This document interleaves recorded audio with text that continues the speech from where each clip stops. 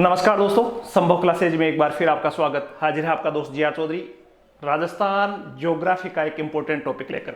आज हम राजस्थान ज्योग्राफी में एक नदी के बारे में पढ़ेंगे। इससे पहले वाले वीडियो में हमने चंबल नदी को समझा था और चंबल की सहायक नदियों की डिटेल से हमने चर्चा की थी और माइंड में एक मैप बन गया था कि किस प्रकार कौन सी नदी कहाँ मिलती है, क्या स्थिति उसकी है।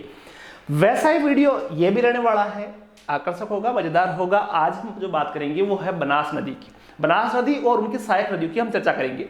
देखो, जितने भी यूट्यूब पे वीडियो आते हैं उनमें जो, या एग्जाम की मैं बात करूं तो एग्जाम में नदियों से रिलेटेड जो भी सवाल आते हैं वो या तो ये पूछा जाता है कि इसकी सहायक नदी कौन सी है, कौन सी नहीं है, इस प्रकार का सवाल पूछा जाता है। या फिर ये पूछा जाता है ये नदी कहाँ से निकलती है, कौन कौन से जिलों से बहती है। याद करना बड़ा कठिन होता है क्योंकि हम सब इसमें एक रट्टा मार के, या बहुत सारे यूट्यूब पे देखते हो तो बहुत सारे फॉर्मूले आपको मिलते हैं, अलग अलग अजीब अजीब फॉर्मूले मिलते हैं, अलग अलग ट्रिक बनती है। लेकिन वास्तव में तो यदि अपने को कॉन्सेप्ट अपने को क्लियर करना है तो अपने को बाय मैप समझना पड़ेगा कि नदियां किस प्रकार कहाँ से किधर से जाती है, उनकी क्या स्थितियां रहती है। तो हमने कोशिश की है कि आपको रट्टा कम से कम मारना पड़े और आप मैप में सारी बनास और बनास की सहायक नदियों की चर्चा आप कर सको। तो फटाफट हम स्टार्ट करते हैं बनास नदी से। और बनास नदी से पहले आप सबको पता है कि यह राजस्थान का मैप है। देखो, यदि राजस्थान की ज्योग्राफी आप पढ़ रहे हो तो राजस्थान का मैप आपको पता होना चाहिए, कौन सा डिस्ट्रिक्ट कहाँ है, किस प्रकार का मैप है। हाथ से भी बनाने की यहाँ पे क्षमता होनी चाहिए, लेकिन अपने पास तो यहाँ राजस्थान का मैप उपलब्ध है। तो राजस्थान का मैप को थोड़ा सा मैं जूम कर लेता हूँ और उसके बाद में हम चर्चा करेंगे राजस्थान के मैप में बनास नदी की स्थिति क्या है। तो देखो, ये राजस्थान का मैप हो गया, मोटे मोटे डिस्ट्रिक्ट आपके स्क्रीन पे दिख रहे होंगे।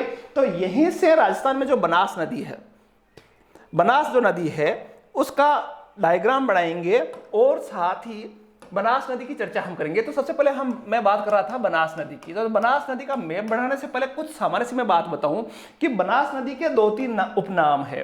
दो तीन उपनाम आपको याद होने चाहिए। बनास का पहला उपनाम है, इसको वन की आशा भी कहा जाता है, पहला नाम। दूसरा नाम वर्णासा नदी भी कहा जाता है, याद रख लेना, वर्णासा। दोनों नाम मिलते जुलते हैं, वर्णासा, बनास, वन की आस। और तीसरा है विशिष्टि नदी। विशिष्टि नदी जो वैदिक काल था उसमें उस नदी का नाम विशिष्टि था। तो तीन नाम है इस नदी के, और इन तीनों नामों से जो अभी वर्तमान में जो बनास नदी है वो नाम इसका पॉपुलर है। देखो, बनास नदी के नामों की हमने चर्चा कर ली। अब ये भाई नाम तो सीधा सा सवाल आएगा, इसमें से कोई कंफ्यूजन वाला सवाल आएगा ही नहीं कि भाई वर्णासा नदी है वो कहां से गुजरती है, क्या स्थिति है, वो अब समझते हैं। देखो, ध्यान से समझना।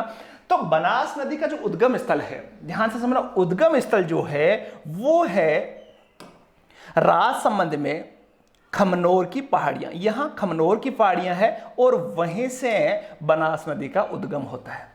बनास नदी यहां से बहते बहते भाई साहब ये चित्तौड़ में प्रवेश करती है और चित्तौड़ से बाद में भीलवाड़ा में जाती है और भीलवाड़ा में अजमेर का एक छोटा सा क्षेत्र है, यहां से निकलती है और उसके बाद में टोंक को दो भागों में बांटते हुए ये सवाई माधोपुर में चंबल नदी में गिर जाती है। चंबल के बारे में आपने पढ़ रखा है तो चंबल का तो कन्फ्यूजन है नहीं, ये मैप चंबल का रहा, ये चंबल, ये चंबल, ये चंबल, ये चंबल। तो यहां बनास नदी चंबल नदी में गिरती है, सवाई माधोपुर। स्टार्टिंग कहां होती है? राजसमंद से, उसके बाद में चित्तौड़ में, फिर भीलवाड़ा में, फिर अजमेर, फिर टोंक, सवाई माधोपुर। 6 डिस्ट्रिक्टों में, जिस प्रकार मैंने बताया था चंबल नदी 6 जिलों में बहती है, वैसे ही राजस्थान के 6 जिलों में बनास नदी बहती है। अब देखो, इसका एक और सवाल बनता है, कई बार सवाल बनता है कि सबसे लंबी, राजस्थान की सबसे लंबी नदी कौन सी है। तो वैसे लंबाई देखी जाए तो चंबल नदी की लंबाई लगभग 1000 किलोमीटर, 951 भी आता है, अलग अलग, थोड़ा सा इसमें कंफ्यूजन रहता है, अलग अलग लंबाई आती है।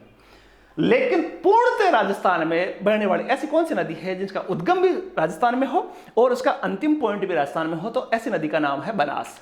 और बनास की लंबाई लगभग 500 किलोमीटर, 480 किलोमीटर के लगभग है, अलग अलग किताबों में मिलता है, तो उसमें ज्यादा अपने को चर्चा नहीं करनी। तो यहां से ये जो उद्गम स्थल है इसका, ये है खमनोर की पहाड़ियां। खमनोर की पहाड़ियां हिस्ट्री में भी काफी प्रसिद्ध रही थी। हल्दीघाटी के युद्ध, हल्दीघाटी जो है वो खमनोर के आसपास का क्षेत्र है। तो यहां खमनोर का युद्ध भी कहा था, आपको याद होगा, हल्दीघाटी के युद्ध को खमनोर का युद्ध कहा था। किसने कहा था अभी चर्चा नहीं करेंगे। तो ये नदी है बनास नदी। अब बनास नदी के कि सहायक नदियां पढ़ने से पहले दो तीन चीजें आप ध्यान से समझना कि कोई भी नदी होती है उसका बड़ा यूज होता है। दो बातें बहुत महत्वपूर्ण होती है। एक तो किसी भी नदी पर बनने वाले बांध जो है वो काफी महत्वपूर्ण होते हैं, उनको याद रखना पड़ता है वो कौन कौन से बांध हैं। तो पहले मैं बांधों की चर्चा कर लूं कि बांध कौन कौन से हैं, तो ध्यान से समझना। बांध की मैं बात करूं कि बांध कौन कौन से बने हुए हैं, तो इसमें 4 बांध महत्वपूर्ण है, तो उसकी हमें चर्चा कर लेता हूं। 4 बांध कौन कौन से हैं। पहला देखो, राजसमंद जिले में पहला बांध बनता है, उस बांध का नाम है नंदसमंद बांध। ध्यान रखना आप, नंदसमंद बांध नाम याद रह जाएगा। राजसमंद में है नंदसमंद बांध और इसको राजसमंद की जीवन रेखा भी कहा जाता है।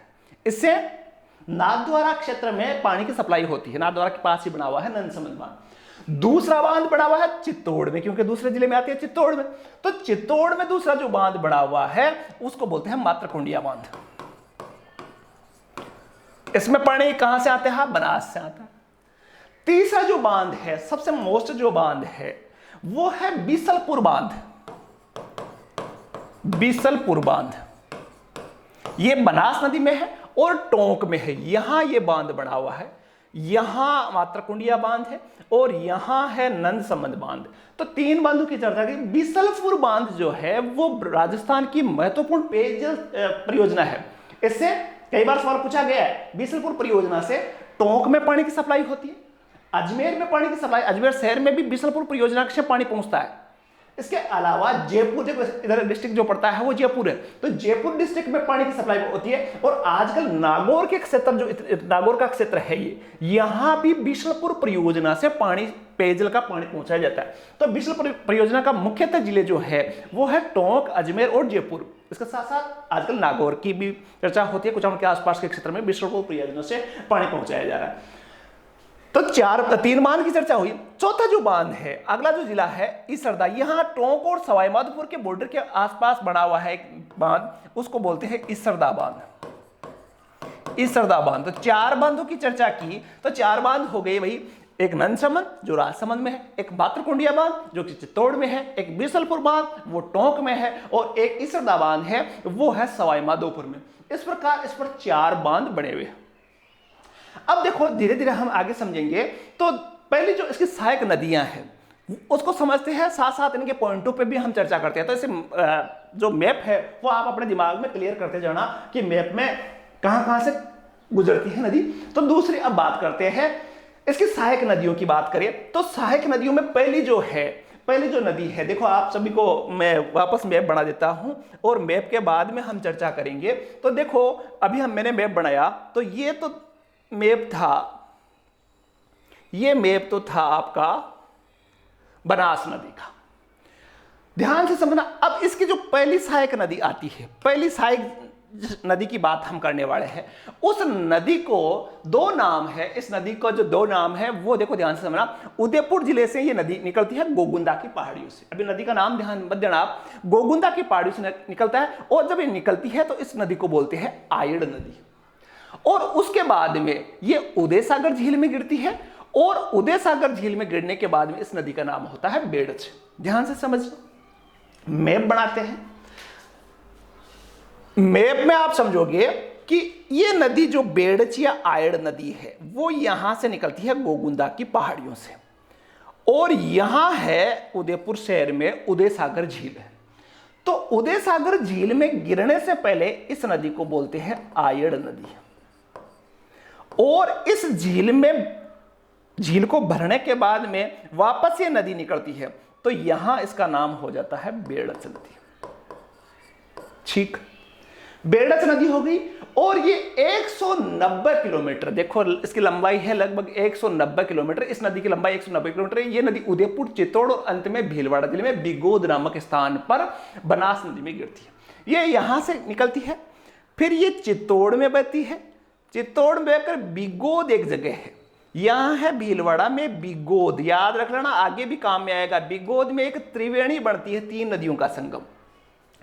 तो ये बेड़च नदी 190 किलोमीटर लंबी है, उदयपुर से निकलती है। उदयपुर में एक जगह है जिसको गोगुंदा की पहाड़ियां बोलते हैं, ये भी महाराणा प्रताप से रिलेटेड जगह थी, तो गोगुंदा से निकलती है। इसके बाद में ये जो झील आती है उदय सागर झील, इसमें गिरती है। उदय सागर के बाद में इस नदी का नाम बेड़च नदी हो जाता है। और इसी नदी के किनारे, ध्यान रखना एक एक शब्द को, इसी नदी के किनारे एक सभ्यता विकसित हुई उदयपुर में, जिसको बोलते हैं आहड़ सभ्यता। तो सवाल बनता है, हिस्ट्री से भी और ज्योग्राफी से, दोनों को हम साथ साथ समझने की कोशिश कर रहे हैं। तो बेड़च नदी या आयड़ नदी के किनारे, आयड़ नदी के किनारे जो सभ्यता विकसित हुई उसको बोलते हैं आहड़ सभ्यता। बिगोद जगह का नाम याद रखना, और इसकी लंबाई है 190 किलोमीटर, इससे ज्यादा पूछा नहीं जाता। अब आपके याद हो गया कि बनास नदी की सहायक नदी कौन सी है, आयड़ या बेड़च नदी। इसकी सहायक नदी है, भीलवाड़ा तक जाती है, भीलवाड़ा में बिगोद है, वहां ये बनास नदी में गिरती है। दूसरी नदी देखो, बिगोद को याद रखना, अभी आप काम में आएगा। दूसरी नदी है मेनाल नदी। अब मेनाल नदी को समझने से पहले वही ट्रिक अपनी रहेगी, वो का वो अपने को मैप बनाना है। ये मैंने फटाफट मैप बनाया, ये मैप बनाया, ये मैप बनाया, ये मैप बना दिया।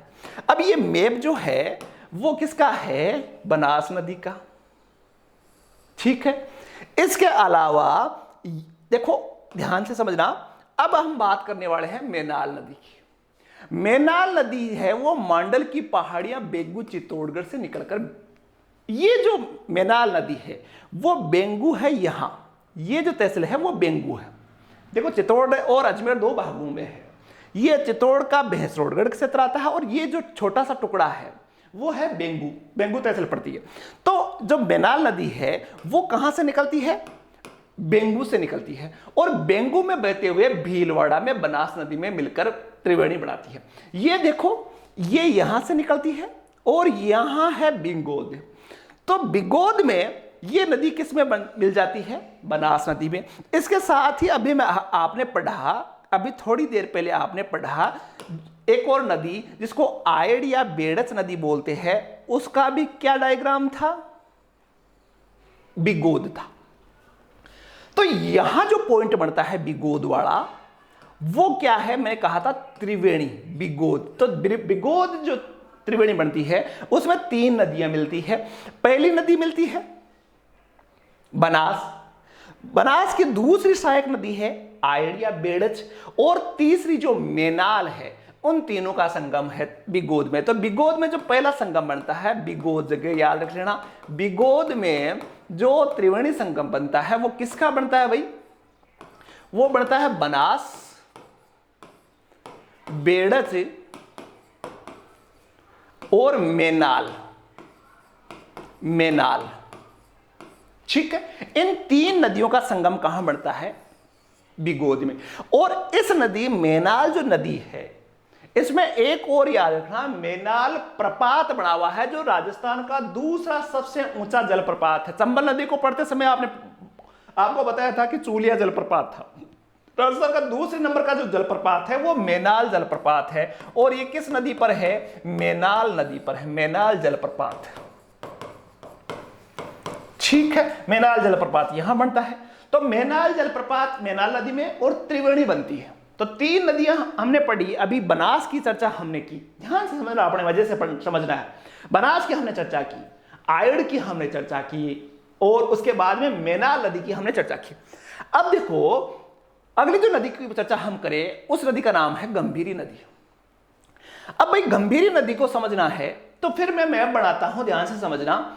गंभीरी नदी को समझने से पहले आपको एक मैप बना देता हूं मैं, और मैप अपना सीधी सी कहानी है मैप की। तो मैप तो अपना फटाफट बनता है, मैप ये रहा, ये रहा, ये रहा, ये है बनास नदी का।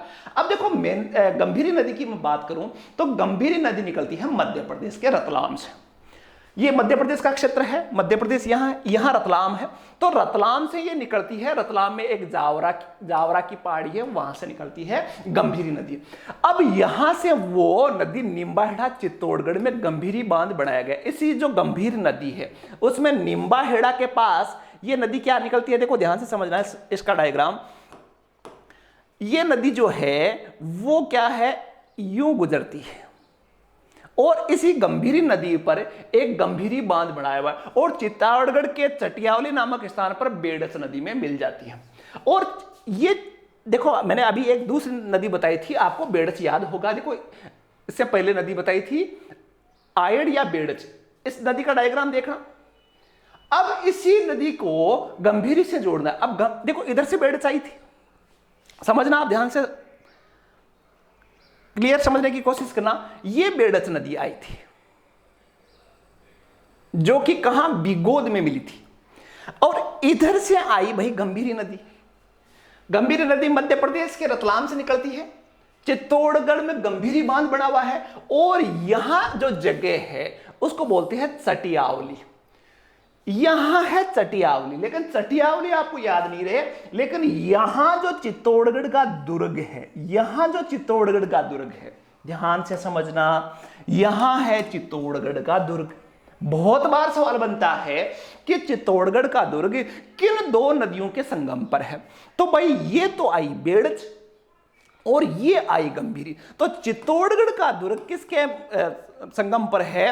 चित्तौड़गढ़ का दुर्ग है बेड़च प्लस गंभीरी नदी के तट पर है, दोनों तरफ, यहां बीच में है चित्तौड़गढ़ का दुर्ग, दोनों तरफ से निकलती है। क्लियर है? गंभीरी नदी, बेड़च और गंभीरी नदी, बेग याद रख लो, फॉर्मूला तो ऐसे रखना नहीं चाहिए आपको, ट्रिकें बेकार की होती है, बहुत ज्यादा बड़ी हो जाती है, लेकिन बेड़च और गंभीरी नदी के संगम पर। तो अब ये आपसे सवाल पूछा जाए, मान लो सवाल पूछा गया कि गंभीरी नदी किसकी सहायक नदी है? गंभीरी नदी, एक सिंपल सा सवाल पूछूं मैं आपसे कि गंभीरी नदी किस नदी की सहायक नदी है? तो भाई गंभीरी नदी बनास की सहायक नदी नहीं है, गंभीरी नदी किसकी है? बेड़च की सहायक नदी है, क्योंकि बेड़च भी जाती है और बेड़च के बाद में ये बिगोद में त्रिवेणी, आप सबको पता है। गंभीरी नदी अब मेरे ख्याल से समझ में आ गया होगा। और यदि आपके पास मैप है तो इस प्रकार का मैप बना लो, मैप कहीं नहीं मिलेगा, आप गूगल पे किताबों में ढूंढते रहोगे, नहीं मिलने वाला ये। इसके अलावा अब बात करते हैं मानसी नदी की।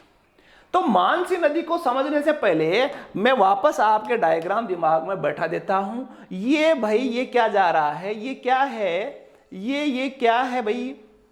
ये बनास नदी है। अब बात करने वाले हैं हम मानसी नदी की। तो मानसी नदी का क्या हालचाल है? इसका उद्गम होता है भीलवाड़ा जिले के मांडलगढ़ तहसील से। भीलवाड़ा जिले का मांडलगढ़ तहसील है, वहां से इसका शुरुआत होती है।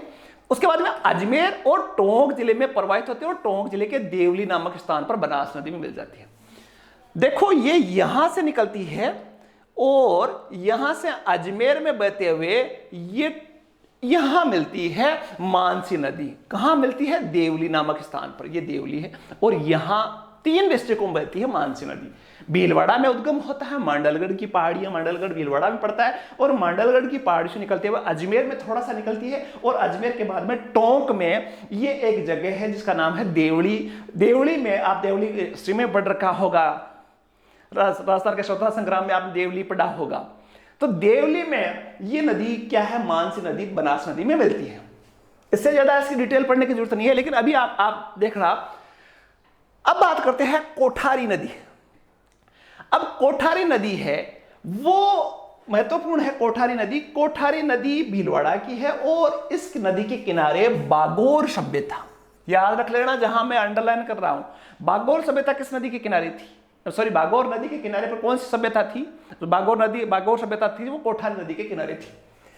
सवाल आता है हिस्ट्री में कि जो बागोर सभ्यता है वो किस नदी के किनारे थी या किस जिले में थी? तो बागोर भीलवाड़ा से है, और ये कोठारी नदी के तट पर है। कोठारी नदी राजसमंद जिले में देवगढ़ के पास अरावली पहाड़ियों से निकलकर यह रायपुर मंडल, भीलवाड़ा और कोटड़ी की तहसीलों से होकर अंततः कोटड़ी तहसील के नंदराय में बनास नदी मिलती है। कोठारी नदी पर मेजा बांध बना, इतना से याद रख लेना। यहां जो मेजा बांध है, भीलवाड़ा का मेजा बांध है, वो कोठारी नदी पर बना हुआ है। इंपॉर्टेंट चीज है, ध्यान से देखना। पहले मैं डायग्राम बना लेता हूं, फिर हम बात करेंगे। ये बनास नदी, ये बनास नदी, और ये बनास नदी बना दी। अब बात करते हैं कोठारी। कोठारी नदी है वो राजसमंद जिले के देवगढ़ के पास अरावली पहाड़ियों से निकलती है। यहां जो है वो देवगढ़ की पहाड़ियां हैं, तो यहां से निकलती है ये नदी, और उसके बाद में भीलवाड़ा और कोटड़ी तहसीलों से होकर अंततः कोटड़ी तहसील में नंदराय में बनास नदी में मिल जाती है।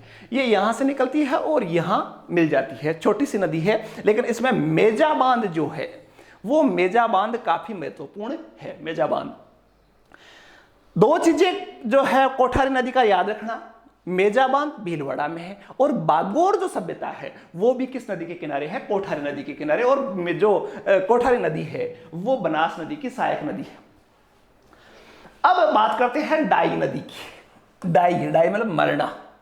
अब डाई नदी का उद्गम अजमेर जिले में स्थित किशनगढ़ और नसीराबाद की पहाड़ियों के मध्य से होता है और अजमेर जिले व टोंक जिले में बहती हुई टोंक जिले के देवली तहसील के राजमहल के पास ये बिशलपुर नामक स्थान पर बनास में मिलती है।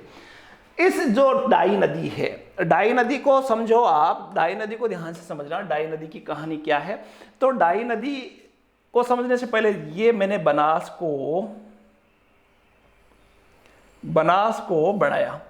अब ये क्या करा, डाई नदी अजमेर से निकलती है। ये जिला आपको दिख रहा है, अजमेर में किशनगढ़ तहसील है यहां, तो वहां से निकलती है, किशनगढ़ तहसील है यहां बिल्कुल, तो यहां से निकलती हुए नसीराबाद के आसपास से पहाड़ियों से अजमेर जिले में टोंक में बहती है। ये यहां निकलती है, देखो ध्यान से समझना आप, ये डाई नदी है, यहां से निकलती है और यहां बिशलपुर बांध के पास ये क्या है, देवली तहसील में टोंक में मिल जाती है और इसी की यही बिशलपुर बांध परियोजना बनी हुई है।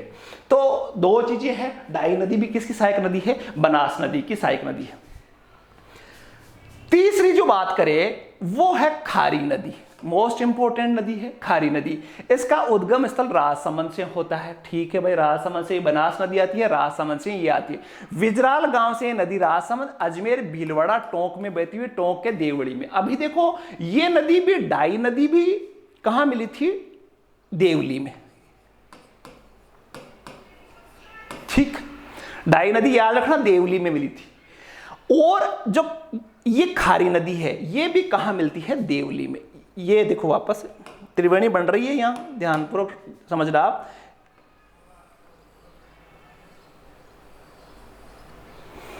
ये है देवली, देखना आप समझना, देवली कहां पड़ता है? टोंक में ये है। और इससे पहले एक नदी जो थी वो देखो यहां अजमेर से आई थी और ये नदी यहां मिली थी और उस नदी का नाम था डाई। ये है डाई नदी। अब खारी नदी समझना, खारी जो है वो उसका उद्गम होता है राजसमंद जिले से। ठीक है, विजराल गांव से नदी निकली, राजसमंद, अजमेर, भीलवाड़ा, टोंक में बहती हुई यहां से निकलती है और भीलवाड़ा, अजमेर में बहती हुई टोंक में यहां एक त्रिवेणी बनाती है। दोनों चीजें समझना, जो खारी नदी है वो राजसमंद से निकलती है और राजसमंद में विजराल गांव याद रख लेना, विजराल गांव से नदी निकलती है, उसके बाद में इस प्रकार बहती है और त्रिवेणी बनती है। तो जो देवली की त्रिवेणी है, दूसरी त्रिवेणी बन रही है देवली, तो इसमें बनास नदी है ही है, दूसरी है डाई और तीसरी है खारी। तो ये तीनों मिलकर यहां एक त्रिवेणी बनाती है जो बिशलपुर परियोजना के बिल्कुल पास में त्रिवेणी बनती है। अगली नदी की हम बात करें तो है मोरेल नदी। अब मोरेल नदी की स्थिति क्या है? मोरेल नदी बस्सी तहसील में निकलती है, बस्सी पड़ता है जयपुर में, वहां से निकलती है और दौसा सवाई माधोपुर जिले में हाडोली के पास बनास नदी मिल जाती है। सीधी सी कहानी है, अब मैं मैप बनाने की जरूरत नहीं है। ये बस्सी से निकलती है, दौसा में बहकर सवाई माधोपुर में यहां बनास नदी में गिर जाती है और ये आप सबको पता ही है बनास नदी। तो मोरेल नदी जो है वो कहां की नदी है? बस्सी जयपुर से निकलती है, उसके बाद में दौसा और दौसा से सवाई माधोपुर जिले में ये बनास नदी में मिल जाती है। तो मोरेल नदी भी किसकी सहायक नदी हुई? बनास नदी की सहायक नदी हुई।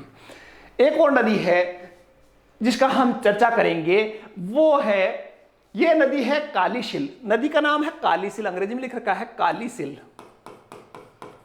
कालीसिल याद रख लेना, कालीसिल भी किसकी नदी सहायक नदी है? बनास नदी की सहायक नदी है कालीसिल। अब देखो कालीसिल क्या है, ये क्या है? ये नदी कालीसिल में राजपुरा गांव के निकट पहाड़ियों से निकलती है, सवाई माधोपुर जिले में ये नदी निकलती है। छोटी सी नदी है कालीसिल, सवाई माधोपुर से निकलती है और मोरेल नदी में शामिल होती है। आप सबको पता है अभी मोरेल नदी आई थी तो उसमें कालीसिल नदी भी जो मिलती है सवाई माधोपुर में, और ये उसके बाद में मोरेल नदी आपको पता है कि सवाई माधोपुर में बनास नदी में मिल जाती है। तो जो मोरेल नदी की सहायक नदी है कालीसिल, और कालीसिल बाद में कहाँ? सवाई माधोपुर जिले में 48 किलोमीटर तक लगभग बहती है, छोटी सी नदी है सवाई माधोपुर की और ये मोरेल की सहायक नदी है कालीसिल। अब एक नदी और पढ़ लेते हैं, उस नदी को बोलते हैं ढूंढ नदी। थोड़ी सी अच्छी अच्छी आपको याद रखना चाहिए इसके बारे में। ढूंढ नदी क्या है? ढूंढ नदी निकलती है, अभी इसको ये लुप्त हो चुकी है, ढूंढने का प्रयास किया जाता है कि इस वास्तव में कहां कहां से बहती है। जयपुर डिस्ट्रिक्ट की महत्वपूर्ण नदी है ढूंढ नदी, याद रख लेना। अचरोल, अचरोल जगह है जयपुर, वहां से निकलती है। कानोता बस्सी में बहती हुई टोंक के पास मोरेल नदी में, मोरेल नदी आप सबको पता है कि मोरेल नदी यहां से निकली थी, यहां आई थी। तो ये कानोता जो बांध बना हुआ है, यहां मोरेल नदी में ये नदी ढूंढ नदी गिरती है। और जो जयपुर के आसपास, जयपुर के जो बीच में से, जयपुर जिन्होंने देखा है, जयपुर के बीच में से एक नदी गुजरती है जिसको बोलते हैं द्रव्यवती नदी, याद रख लेना। और ये द्रव्यवती नदी जो है वो जयपुर के बीचों बीच निकलती है। आप झालावाड़ के जोटवाड़ा की तरफ आते हो तो जोटवाड़ा के आसपास एक बहुत गहरा खड्डा मिलता है और उस नदी को बोलते हैं द्रव्यवती नदी। ये द्रव्यवती नदी ढूंढ नदी में गिरती है। तो ढूंढ नदी मोरेल नदी में मिलती है दौसा में। तो ढूंढ नदी है किसकी? जयपुर की है। और इसमें सबसे महत्वपूर्ण है, एक बांध बना हुआ है कानोता बांध, जयपुर का है। तो कानोता बांध इसी ढूंढ नदी पर बना हुआ है। याद रखने की बात है, कानोता बांध किस पर बना हुआ है? ढूंढ नदी जयपुर की है और जयपुर से दौसा में मोरेल नदी में गिरती है। तो मोरेल की सहायक नदी है ढूंढ नदी।